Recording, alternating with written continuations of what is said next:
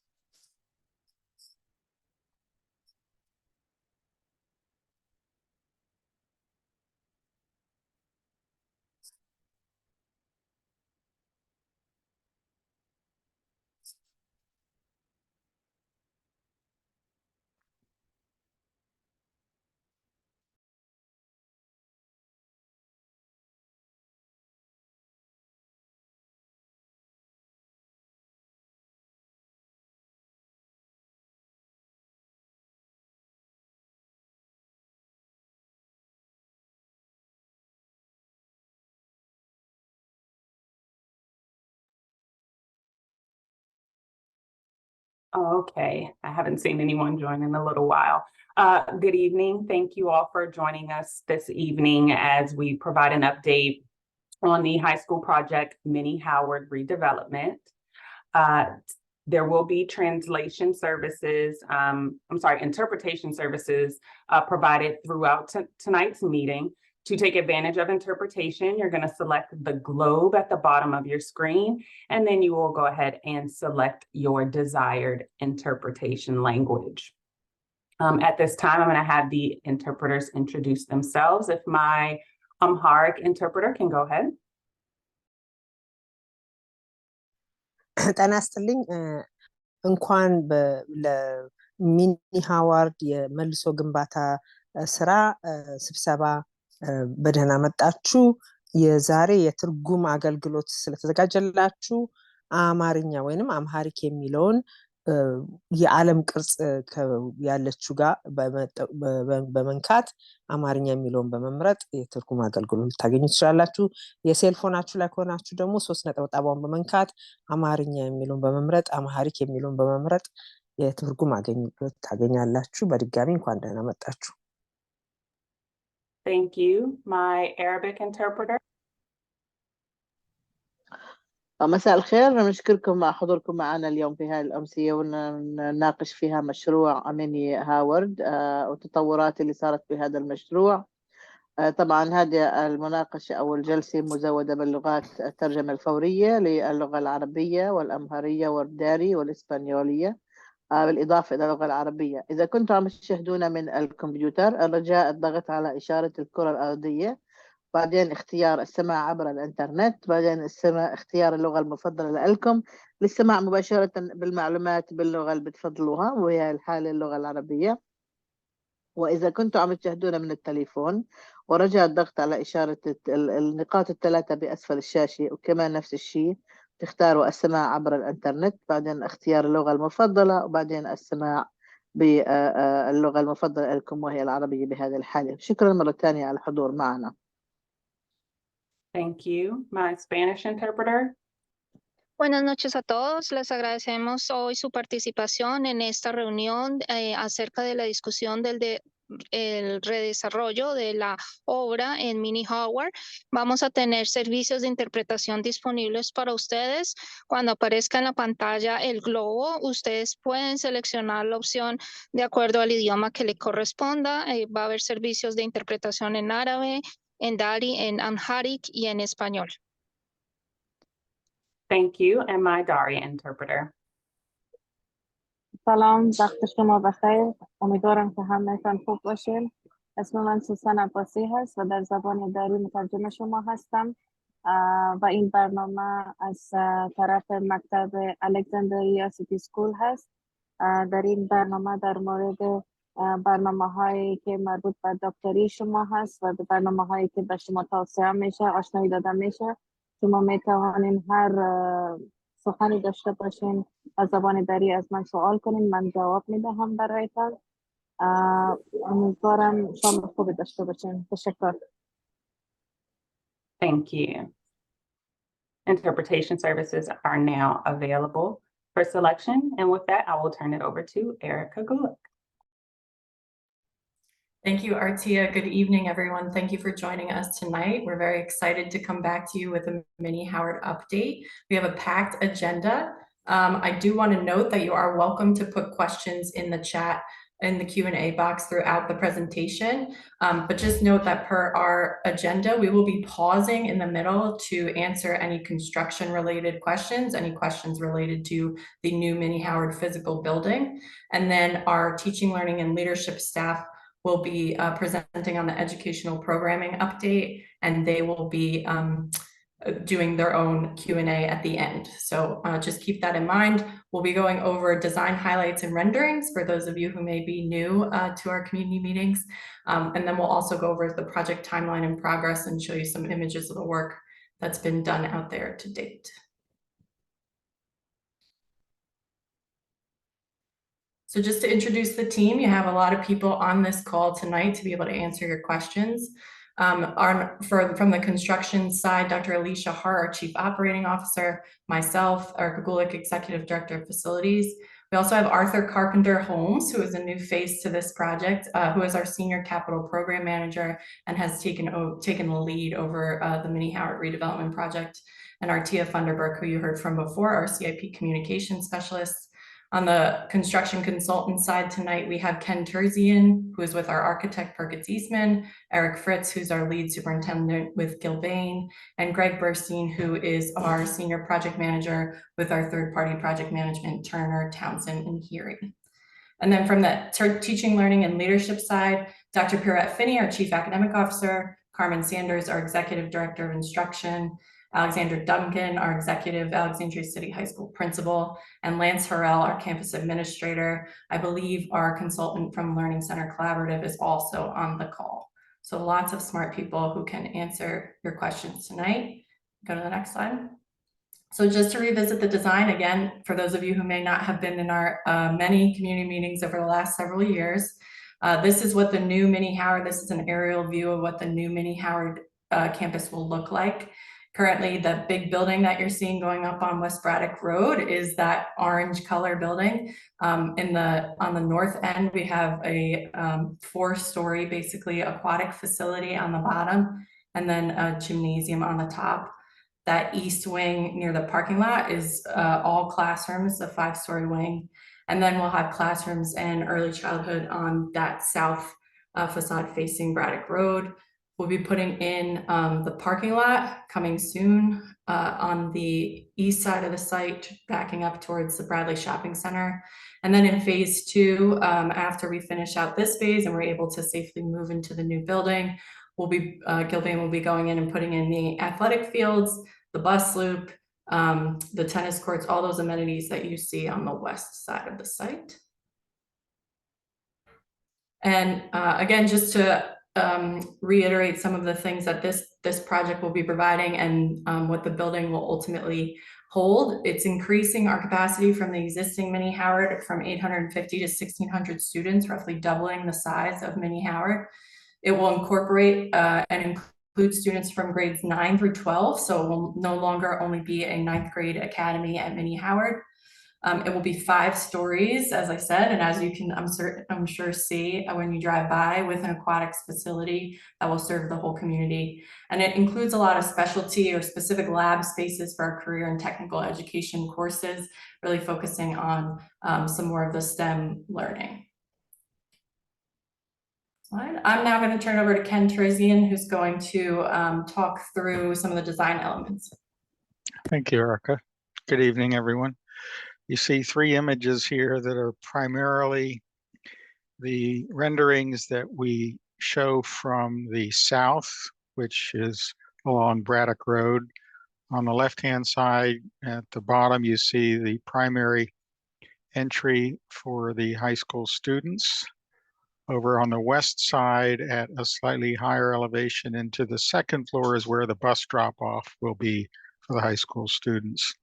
2 other views essentially of that same region on the smaller renderings to the right-hand side. You'll notice as part of the environmental design and high performance aspects of this project, we've incorporated appropriate shading of windows that have exposure to the sun on the east as well as the south. We've incorporated solar panels, photovoltaic panels, which you see in those horizontal bands in order to generate electricity, targeting towards a net zero design for the project. Next slide, please.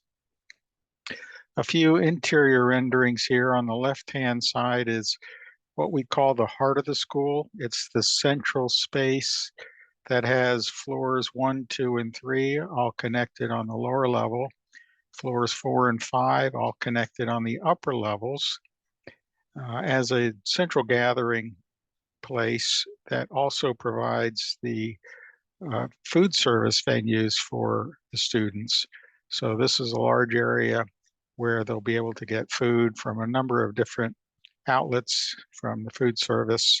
And you'll notice we've incorporated branding with some of the large colorful graphics in order to make connection to the branding that's been established with the King Street campus.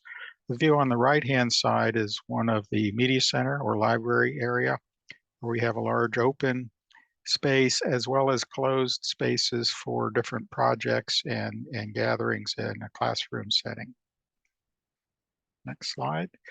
A few more views from the interior. On the left-hand side, you see again in the heart of the school, looking over the railings into the open space with a variety of seating opportunities for the students to gather, have their lunch, meet with their various groups, clubs, and so forth. We also incorporated it through the classroom wings, what we call extended learning, where the corridors are actually very generous in size and allow, you'll see the stair coming down in the center, allow for folks to walk up and down between multiple floors, and a variety of seating here again for extended learning opportunities, not just in the classroom, but out in these other public gathering spaces. And this view, as you might guess, is of the aquatic facility. We have 2 pools. The large pool you see on the left-hand side in the background are 12 competition length swimming lanes. The pool can also be used in the other direction for water polo. So we've got a variety of accommodations. There are diving boards on the far west side as well. In the foreground, there's a 3-foot shallower training pool, which you can see a long descending ramp. So we've got accessibility provided for in both of these pools. Erica? Thanks, Ken. And so just to briefly go over the construction schedule, I'll just to let everybody know that this has not changed since our last meeting, or since really the inception of this project. Currently, and going into the winter, we're working a lot on facade, a lot on our mechanical, electrical, and plumbing systems within the building, as well as beginning some of that interior work. That will continue till the spring, and in the spring we intend to turn over phase 1, which includes the building and the parking lot on the east side of the site, to allow for us to have time to transition into the building in the final months of school. And then we'll begin on phase 2. And so in the summer, when school is out, we'll begin demolition as soon as we can of the existing building, and then work on the geothermal well field installation, and then finalizing the athletic fields and completing phase 2 in the summer of 2025. Oh, I did neglect to say as well, but that the project also remains on budget. We're working through the final buyout of the phase 2, and should not require any additional funds than what's already been approved. Next slide. I'll now turn it over to Eric, who is going to talk through some of the site progress. Thanks, Erica. So just running through the photos for what you see. What you're looking at on the photo on the left is the east building, where all the windows are in, brick is up, and that east building is for the most part closed in at this point in time. The photo on the right is looking at the west side. That's basically looking towards where the gymnasiums and everything are going to be. And again, the majority of the windows are all in on that facade, and we're the goal is to have all windows installed by the end of the year, and we are on target for that right now. Next slide. This is a photo of just the roof, so there's not much to see here, but the roof is complete at this point in time. Next slide. This photo on the left is again, this shows the courtyard area. That's the area right down the center of the building is where the bus drop off is going to be on this side, and students will enter right into that courtyard. And then our pool, both our pools.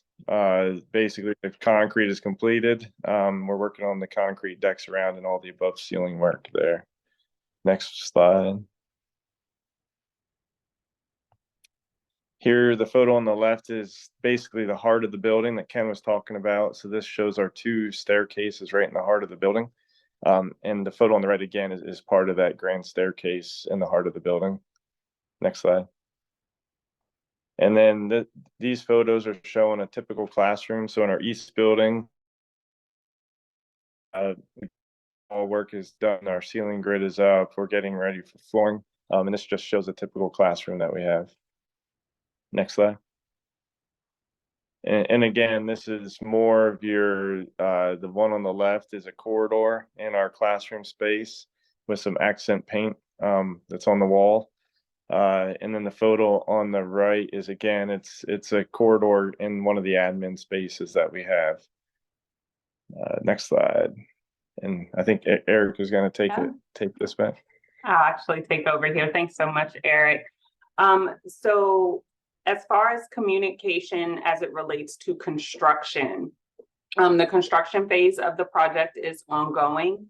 Our next community meeting for a construction update will be held in the spring of next year, 2024. Information will continuously be provided on the high school project webpage, as well as in our CIP newsletter. If you have not done so, please be sure to sign up to receive our CIP newsletter. It comes out during the first week of every month and details all of our major projects. Community members can send questions, comments, and concerns to Ask ACPS at acps.k12.va.us. So at this time, we'll open it up for construction-related questions before we head into the educational programming portion of tonight's webinar. So I have a question.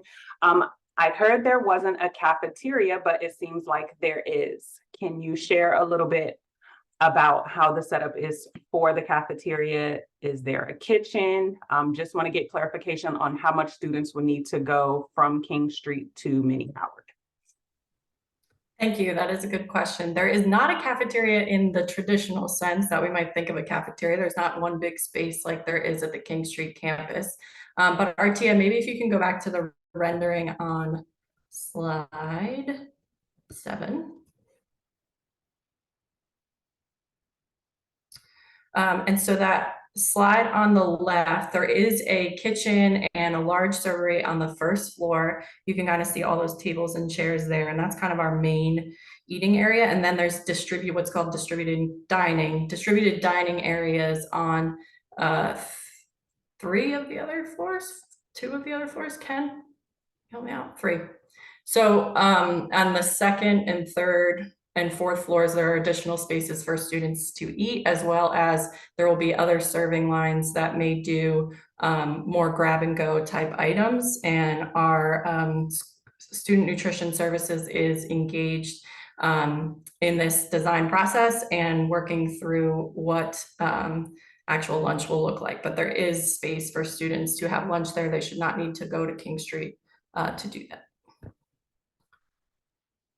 Thank you. Where will parents pick up students if buses are in the loop? Currently, parents are double parking on Braddock. Yep. So if you want to go to slide 4. So yes, we do know the current condition at Mini Howard is certainly less than ideal for parent drop off. So what parents will do is pull into the east parking lot and can queue around that entire parking lot to drop off in front of that right there near the courtyard. So intending to pull parents off the street as much as possible and make sure it's safe for our students and families. Thank you. Will construction be complete for ninth grade students that will be entering August 2024? Yes. And do keep in mind that now both campuses will become 9th through 12th grade campuses. So it will look different, and our educational programming team will explain more about that. Wi-Fi is a significant issue at King Street. Is this being considered in the new construction? It certainly is, and we're working with a lot of our technology vendors to make sure that we have service, both Wi-Fi and cellular service. I'll ask Ken or Arthur if you want to add to that.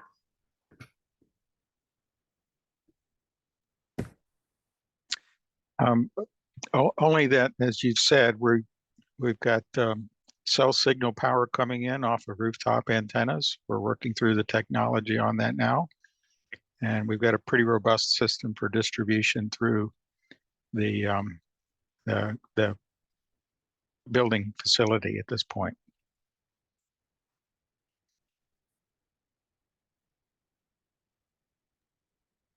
Thank you. If there are multiple places to eat, how many adults will be in each location?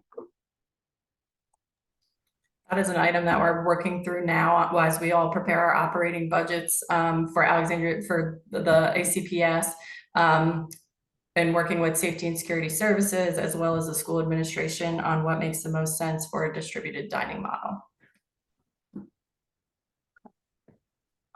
If parents will be using the circular area of the parking lot to drop off, will buses be in that area as well? And where will staff and students park? So if you want to show slide 4, there is a separate bus loop that will be delivered in phase 2. So there will be an interim phase where we will have to coordinate with transportation on the bus drop off, but ultimately there is a separate bus loop, which is that, can you use your cursor? South of the athletic fields is the bus loop, yes. And on the right of the building is the parent pickup and drop off, so that they can be separated.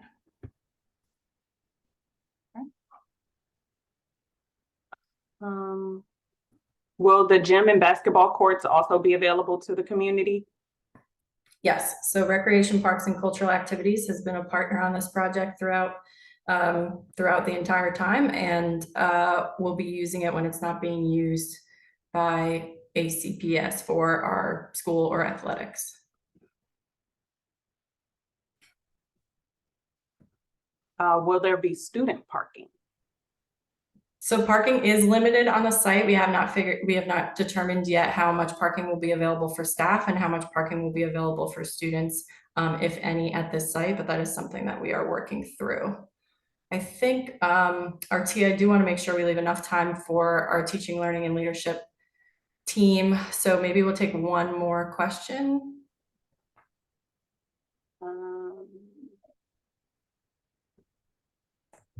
I'm waiting to see if another one comes in.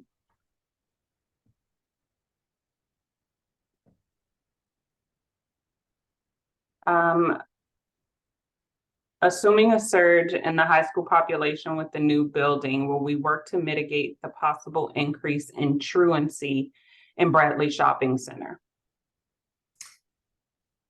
So I'll just say from our perspective, regardless of the high school population surge that may or may not come with the new building, we work very closely with the Bradley Shopping Center, with Alexandria Police Department, and with our safety and security services team to, as well as school administration to reduce truancy and kids leaving school to go to the Bradley Shopping Center. That's been an ongoing partnership that we'll continue to work on. And we'll be monitoring as the new school opens if there are any impacts of the new school being closer to the Bradley Shopping Center.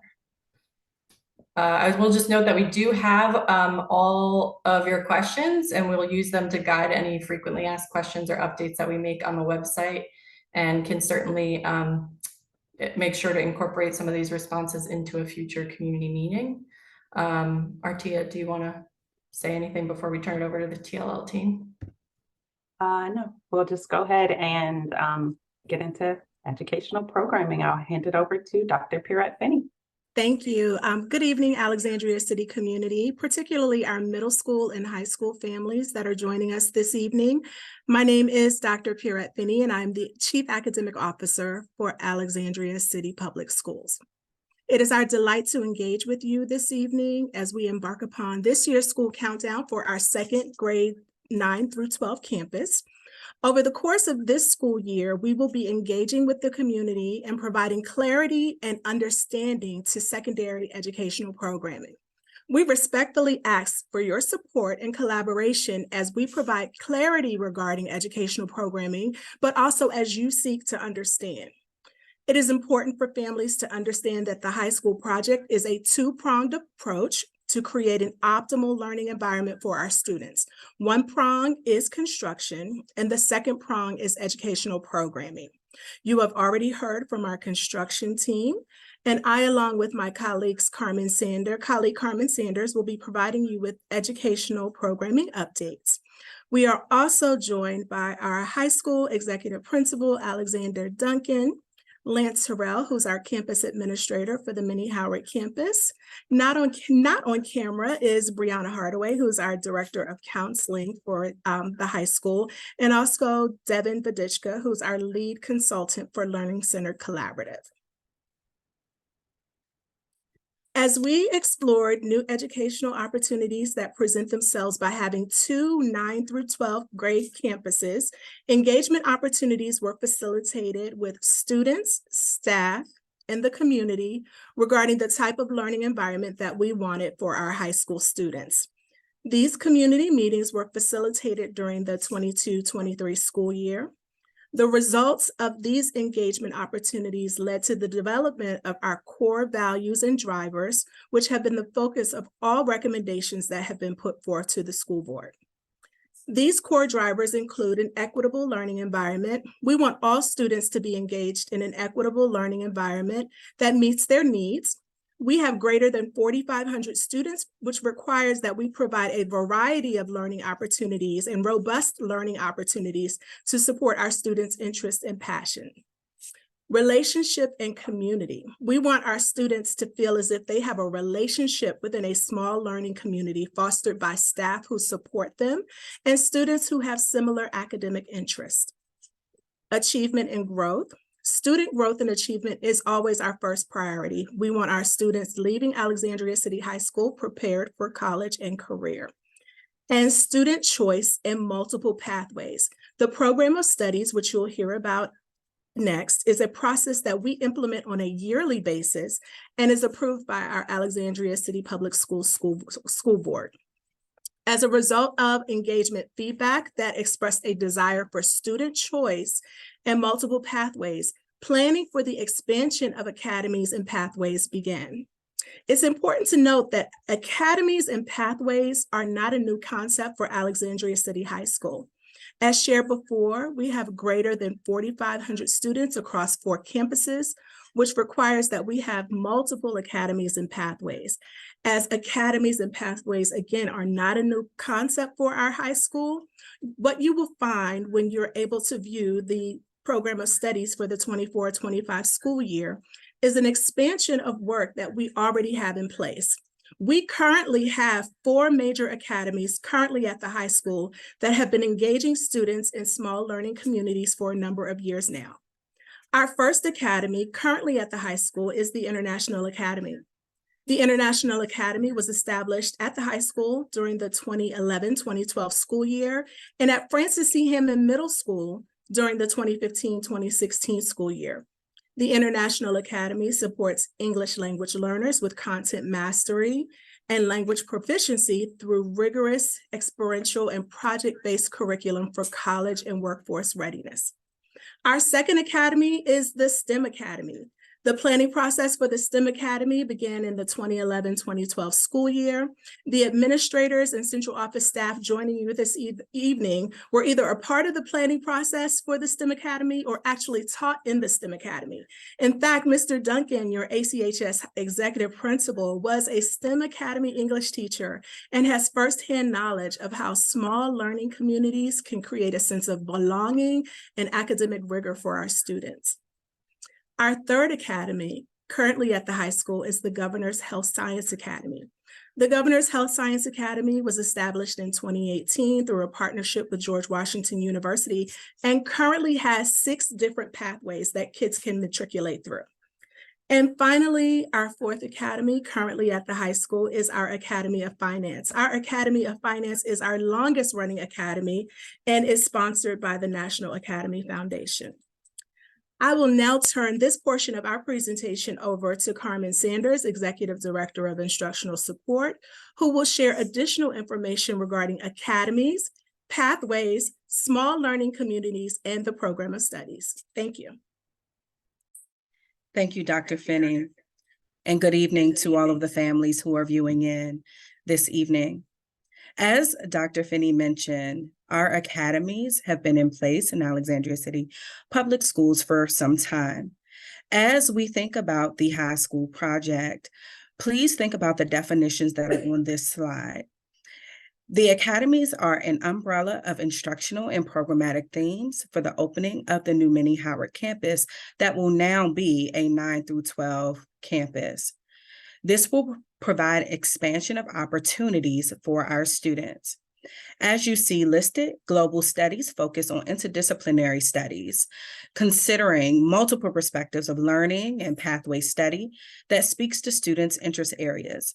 It will allow 9th grade students an opportunity to take courses in different academic disciplines that would help them choose their desired learning pathway. AC STEM focused on career exploration activities and guiding students to understanding potential career pathways in science, technology, engineering, and mathematics, includes planning, managing, and providing scientific research and professional and technical services that include laboratory and/or research and development services. Visual and Performing and Applied Arts is an academy where creativity and artistic expression will flourish for our students. This academy is a haven for students seeking to explore, nurture, and hone their talents across a diverse spectrum of artistic disciplines. Business and Government is for students seeking college or career experiences that encompass planning, organizing, directing, and evaluating business functions essential to efficient and productive business operations in every sector of the economy. And finally, the Education, Liberal Arts, and Human Services Academy focuses on providing students with a broad and comprehensive education that encompasses various disciplines, including humanities, social sciences, and human services. That means planning, managing, and providing educational and training services and related learning support services and career pathways that relate to families and human needs. Pathways are course sequences that are flexible and adaptable to meeting students' needs and interests. A student can be in their chosen pathway and still have access to courses in other pathways. Small learning communities is a culmination of students' 4-year experience. When we talk about the lowercase ABCs of agency, belonging, and connectedness, this is what we are referring to. It is the student groups that you take academic courses with And it is the student support team that helps you throughout high school that includes our teaching staff. This is done through advisement, mentorship, and development of positive relationships. Next slide. The ACPS Program of Studies is a publication that informs students and families of approved course offerings at the middle and high school level. Courses are organized by content area and/or program. For the high school project, the existing and newly proposed courses will be organized into pathways that offered required electives and optional electives that would further prepare students for a college and/or career field. The Program of Studies supports professional school counselors as they support students in helping students develop their educational pathway through what we call in Alexandria, the academic advisement period. The Program of Studies has courses needed for Virginia Department of Education graduation requirements and should reflect students' content and programmatic interest areas. The Program of Studies document is updated yearly. And so, as mentioned in the slide, the school board will hear the Program of Studies presentation on October 19th, and it is set for approval on November 2nd. This timeline is 2 months earlier than a normal school year.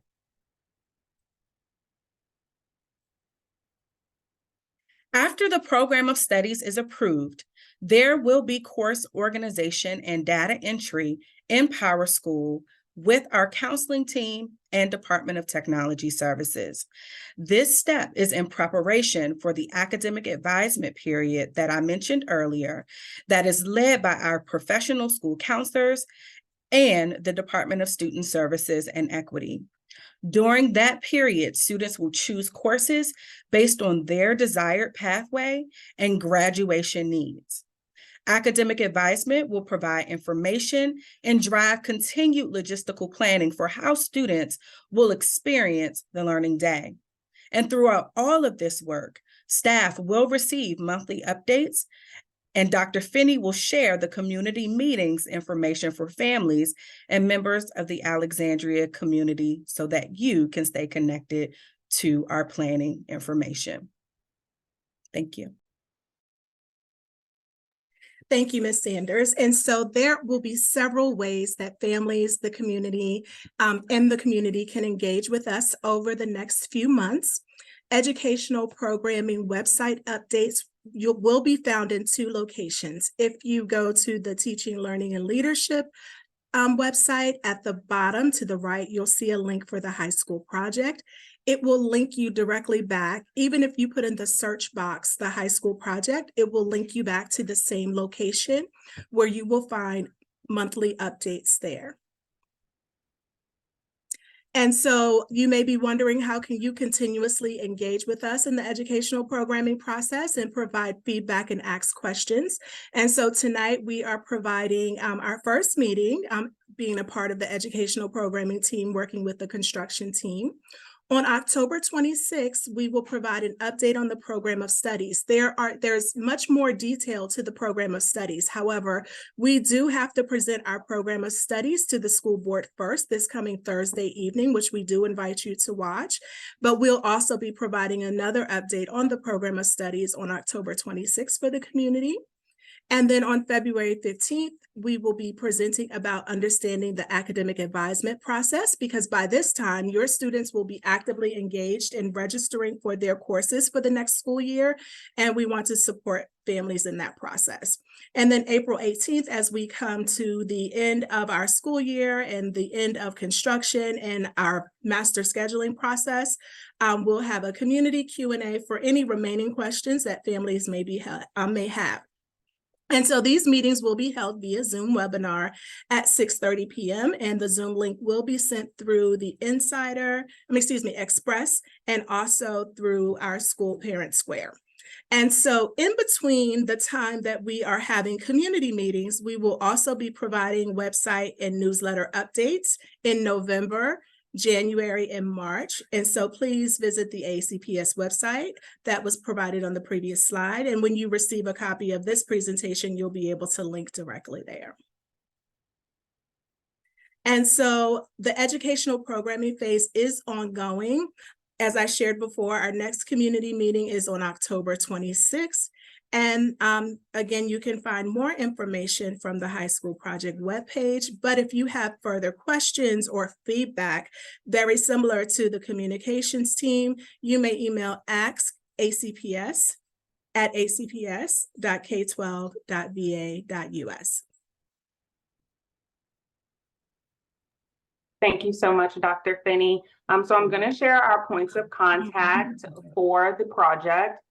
For the construction side, we have Erica Gulick, Executive Director of Facilities, Arthur Carpenter Holmes, Senior Capital Program Manager, myself, Artia Funderburk, CIP Communications Specialist, and Dr. Alicia Hart, Chief Operating Officer.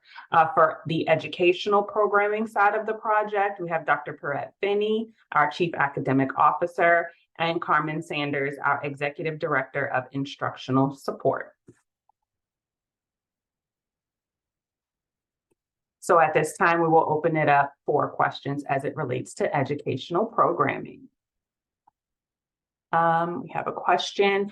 What if a student's interests change between 9th and 12th grade and they wish to switch pathways?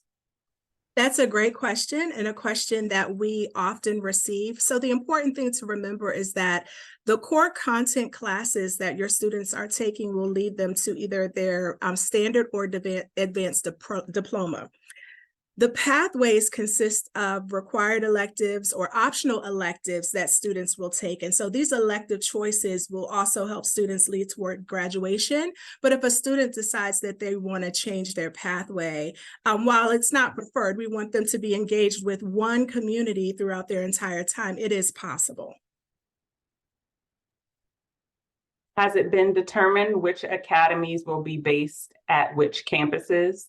That is a great question, and another question. We are having all those conversations and planning meetings as we plan out the master schedule. And so we will reveal that information to the community as soon as our master schedule is finalized.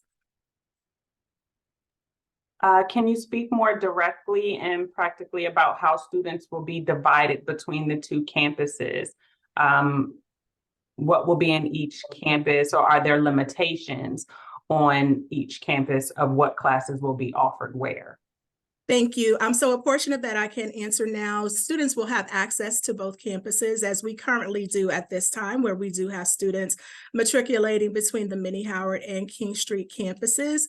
Once we have determined and revealed which pathways or academies will be located at both campuses.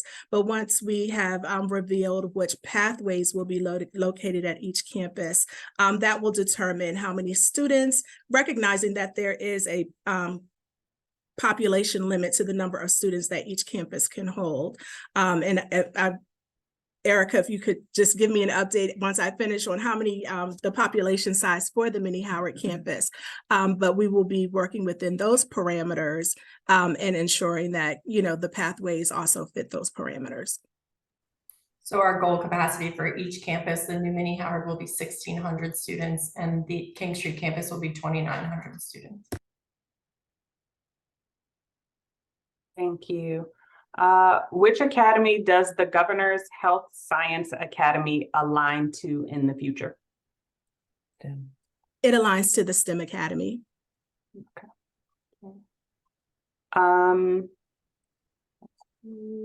Sorry about that. And can I see one question about why are we doing a new POS now? We do a program of studies every year. We're not doing a new POS. We're doing a new program of studies. And I think it's important to note that whether or not we were building a new building, the program of studies would have still been developed. What we have is a great opportunity with this new building to expand, to have grades 9 through 12 at each campus, which expands course offerings for a variety of students. We are allowing student choice in what they are selecting as their pathway. Thank you. How are current 8th graders learning about and choosing programming for their 9th grade year?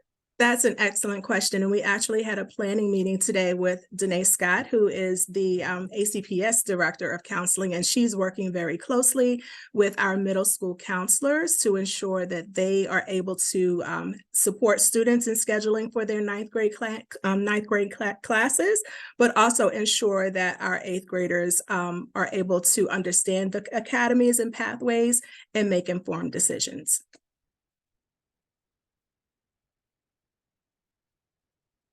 Thank you. Will current high school students need to move into a new program of study? So that question relates to, we received that question along with, well, what happens to high school seniors? So we do want students to select a pathway.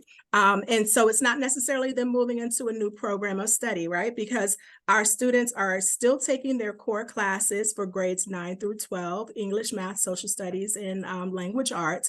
And then they have elective options. And so we are working with students, and we will be working with students to select a pathway, understanding that our high school seniors will pretty much be taking the courses that they need to graduate. And so while their time is almost complete, the focus definitely will be with our grades 9 through 11 on selecting a pathway.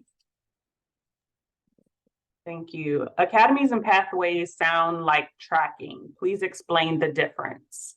So the difference is, if you remember in the beginning of the presentation, I said student choice. We are not telling students what pathway they should elect. We are allowing student choice in this process. And so there are a variety of pathways. And so right now, we only have a small number of pathways for a small group of students. And so we are expanding our pathways so that all of these opportunities can be available to all of our students.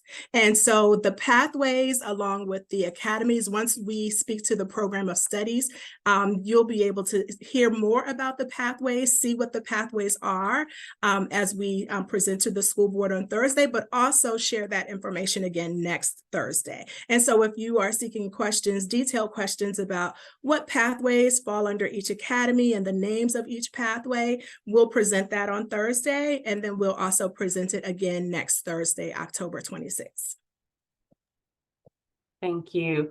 Will ACPS guarantee or commit to offering and staffing pathways across a 4-year student run?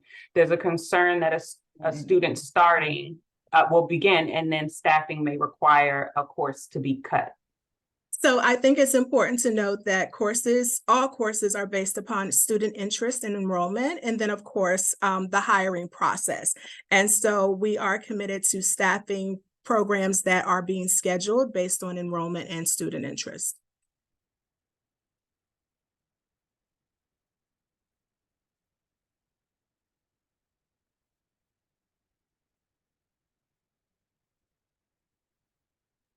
My apologies. Will the pathways be clearer in the 2024-25 program of studies on the website? That is correct. Yes, it will. When we present on Thursday, we will be presenting we'll be presenting the academies and the pathways, and those will be clearly outlined when the final version of the program of studies is approved.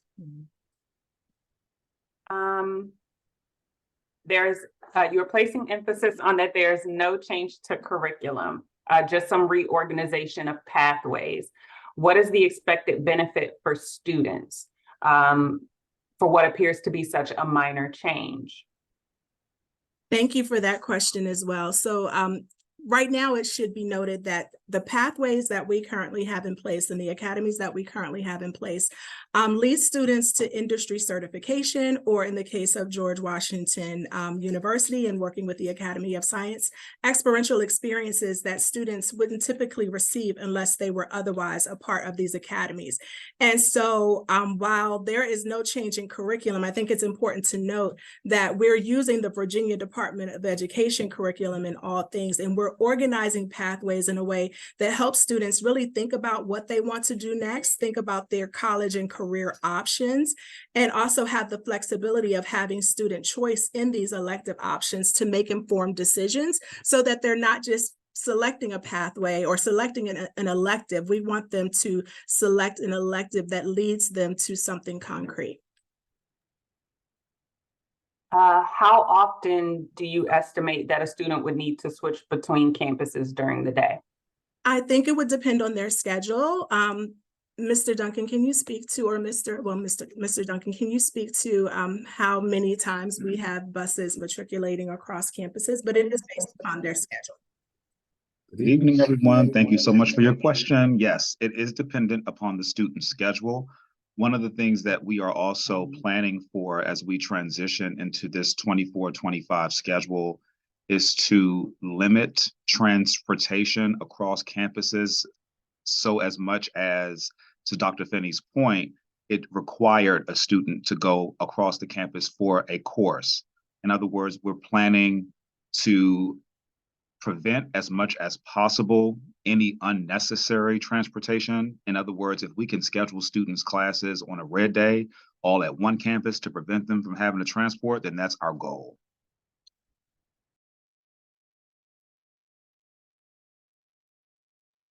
Okay, thank you so much.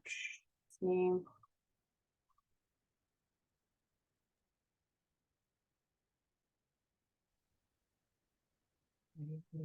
Will the start end time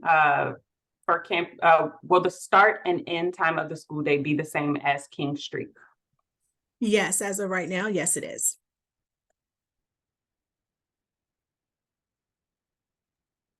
Will the new school still be called Mini Howard?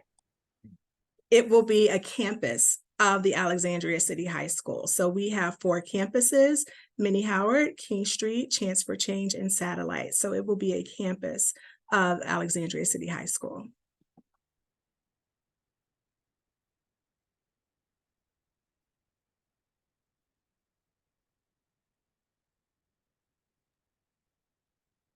Looks like some of these questions have been answered. Yes, it seems like some of them are repetitive planned, or some of them we are not able to answer until after we have presented to the school board. And so please keep these questions. We will keep these questions because we will incorporate them into our October 26th presentation.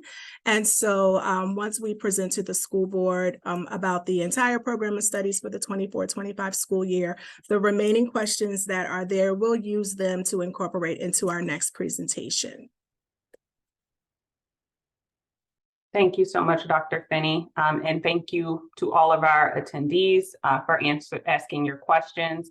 As stated by Dr. Finney, these will be shared with all leadership and used to guide our frequently asked questions on the website, as well as future presentations.